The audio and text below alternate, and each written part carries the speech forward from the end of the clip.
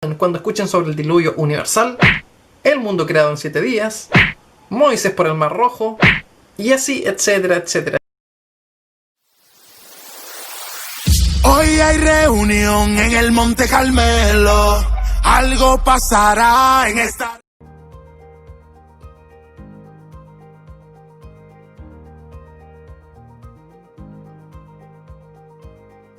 Cuando escuchen sobre el diluvio universal, el mundo creado en 7 días, Moisés por el Mar Rojo, y así, etcétera, etcétera, etcétera. Vemos acá 3 hechos bíblicos que fundamentan en gran manera la fe bíblica. Todos esos hechos tienen su respuesta en la cultura y ya aquí lo hemos estudiado en otros videos. Sabemos por qué lo de los 7 días. Asimismo con el caso del Mar Rojo. Al momento de hacer un estudio de un escrito cualquiera, sea cristiano o no, debemos tomar en cuenta al autor, su trasfondo, sus relaciones inmediatas, a lo que le llaman la exégesis. Libros que fueron hechos hace mucho tiempo y se necesita tener una idea de qué fue lo que quiso decir el autor, porque sus ideas no están tan actualizadas como hoy en día y se le quiere buscar la veracidad para hoy día.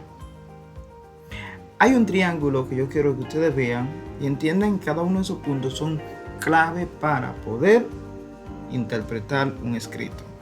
Tenemos en el primer lugar el escrito en sí, en segundo lugar la cultura en la cual ese escrito nació y en tercer lugar tenemos la aplicación de esa escritura en nuestro tiempo. Obligatoriamente, el escrito debe pasar por el filtro de su propia cultura. ¿Se puede creer parcialmente en la Biblia y aún así llamarse a sí mismo cristiano? La respuesta es sí, y de hecho con base bíblica. Citando al apóstol Tito, este testimonio es verdadero, por tanto repréndelos duramente para que sean sanos en la fe, no atendiendo a fábulas judaicas ni a mandamientos de hombres que se apartan de la verdad. Bien, hablemos de este punto. Él llama fábula judaica a esos escritos que ya mencionamos, sobre el Mar Rojo, sobre el diluvio, sobre la creación del mundo en 7 días, que realmente son 7. Bien, pero él olvida estudiar un poco del trasfondo histórico y de la cultura del año 1 después de Cristo. O sea, esa etapa donde había un celo religioso en Israel porque había una nueva enseñanza en la tierra y que se consideraba como una buena y válida al nivel del judaísmo. No se está hablando en este momento de que esas fábulas son las historias del Antiguo Testamento, los profetas y el Pentateuco. No, se está hablando en este caso de las enseñanzas que los judíos ortodoxos estaban expresando. Todo hombre que quiere servir a Dios debe circuncidarse. Cuando el cristianismo decía que Jesús, y aún dice, yo soy el camino, la verdad y la vida, y nadie llega al Padre sino por mí. Como un centurión le pidió a Jesús que sanara a un joven, al que se refiere en griego como suspais. La palabra era de uso general para la pareja más joven en una relación del mismo sexo. Por lo general, se traduce como muchacho, siervo o esclavo. También dice que este gentil era muy querido entre los judíos y además de ser muy querido había construido sinagoga, había hecho favores y todos los líderes judíos estaban contentos con él. Entonces viene este youtuber, no recuerdo su nombre, este youtuber a explicar de que Jesús sanó a su pareja homosexual y por lo tanto Jesús apoya las relaciones homosexuales porque sanó a un homosexual y poniéndolo en un contexto claro, quiere decir que a quien sanó Jesús, a un adolescente esclavo sexual en su casa. O sea, Jesús estaría de acuerdo con la... Ninguna facción religiosa judía estaría de acuerdo y celebraría una relación homosexual por más influyente que sea el hombre. Recuerden que por eso el pueblo estaba esperando al Mesías para que destruyera a todos los perros y malignos.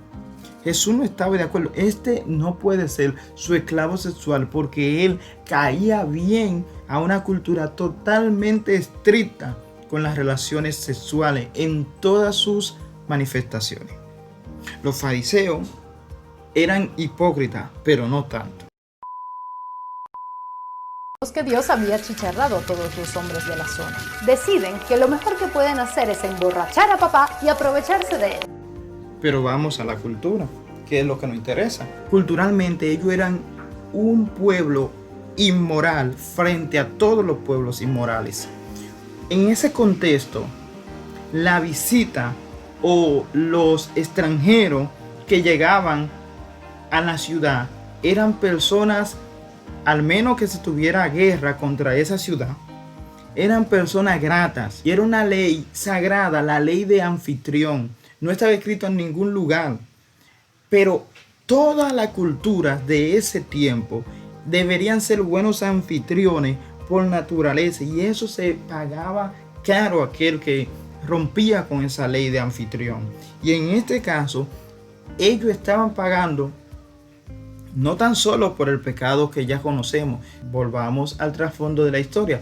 En el trasfondo de la historia, ¿qué sucede cuando Abraham está orando para que el Señor salve Sodoma y Gomorra? Bueno, Dios le daba oportunidad de orar hasta 10. Si hubieran 10 justos, Sodoma y Gomorra pudieron haberse salvado, pero al momento de no haber ni siquiera 10 justos, ya era momento de pagar sus cuentas. No es culpa de Dios el que estas dos señoritas se acostaran con su padre. Le echamos la culpa a Dios por cosas que son culpa nuestra. Esas señoritas decidieron hacerlo ella casarse con su padre. Ellas estaban jóvenes y podían haber tenido descendencia con personas de otras regiones, pero ya decidieron que su descendencia debía ser con su padre. Además, es algo también cultural para conservar la descendencia de su padre y descendencia de varón, que era algo muy grande a tomar en cuenta en el momento de la cultura en la cual se escribe esto.